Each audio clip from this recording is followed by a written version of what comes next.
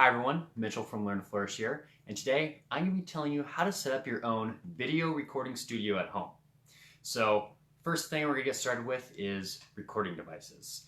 What you use to record your video that you're creating in your home studio. So if you're just starting out, I would recommend just try using your phone at first. Especially if you're kind of new to the video recording, filming game, just so you can get comfortable with it instead of like going out and buying an expensive camera right away that you probably don't know how to use or operate, especially if you're new to this. We do have another video showcasing like the basic features of like DSLR cameras, but right now let's talk briefly about recording devices. So phone, great tool to use for recording video, but if you want to get a little bit into DSLR cameras, I recommend anything that shoots at least 1080p. You could go 4K because if you want to future-proof in the future, because who knows, maybe 5-6 years from now, everyone will be filming in 4K. So if you want to future-proof, maybe get a 4K camera. But for right now, 1080p is perfect. So most phones film at 1080p anyway. But if you're a beginner, I recommend the Canon Rebel series is very good for beginners. It's a very easy to use interface and just great to pick up if you're new to DSLR cameras. So if you want to shoot like professional video, especially if you're like doing client work and stuff like that, DSLR cameras is the way to go. So also, the way that comes with cameras, you're also going to need memory cards. And memory cards it's very important to get the right one. You just don't want to go out and buy some random SD card. You want to make sure that you're getting the right speed, so it's able to, like if you're filming at 1080p or even 4K, make sure that the SD card that you're buying is compatible with recording that quality of video onto the cards, has the proper write speed. Which you can just look in the specifics of, like if you're purchasing online, it'll tell you if it's 4K or 1080p compatible. Most camera SD card, like when you go out to like in the Best Buy, for example, most higher like 32 gigabyte SD cards are higher. Most of them are, but it's always good to just double check to make sure. Now that we've got the recording device out of the way, let's move on to microphones.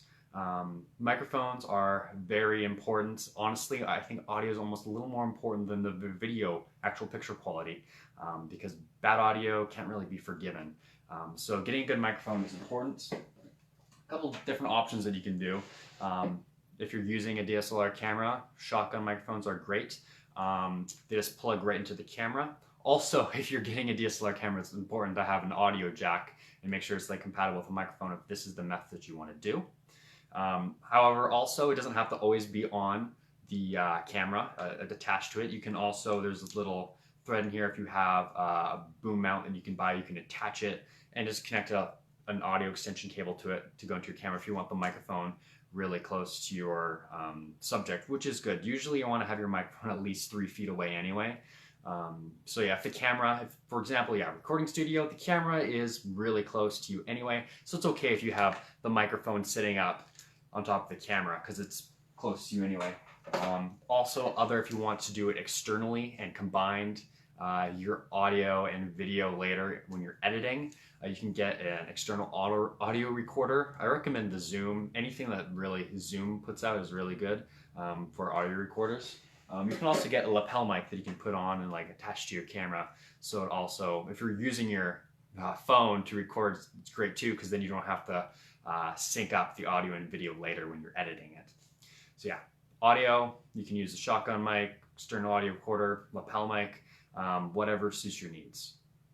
Next, also very, very important is tripods. So for example, recording devices, microphones, or even light switch you could get to in a moment. Tripods are very important for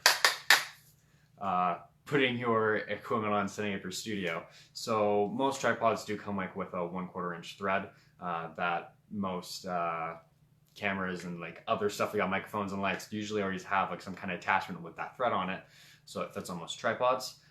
Just some key things that I look for in tripods when I get one is having a handle, so I'm able to pan and move the head around.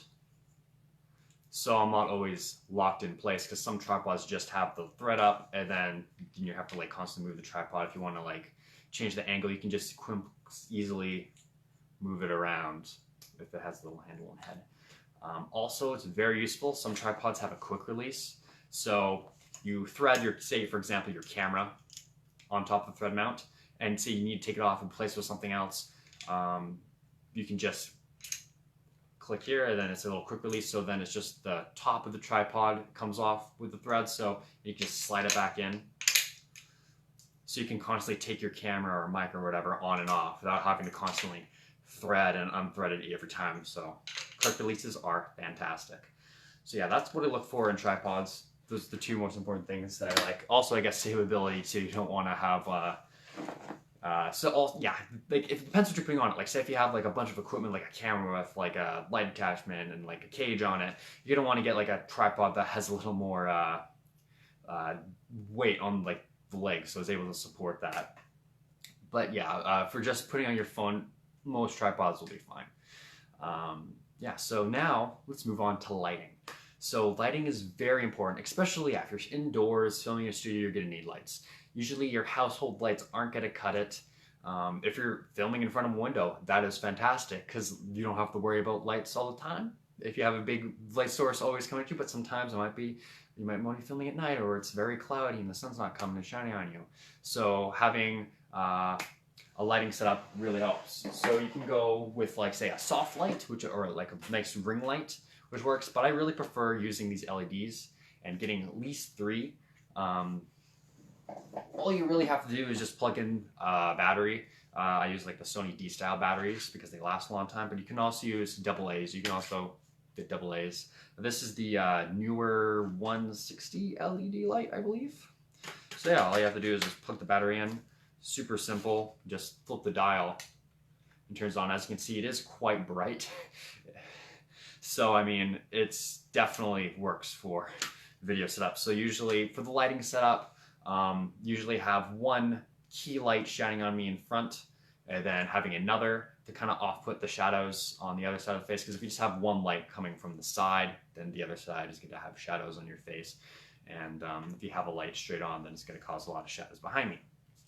Also, I don't have right now set up, because I'm showing you this light here, would be another light, a backlight, kind of really low to help eliminate some of the other shadows behind you. So yeah, we do in our blog have an article just telling you all about the 3-point lighting setup that you can check out by following the link to our blog in the description below.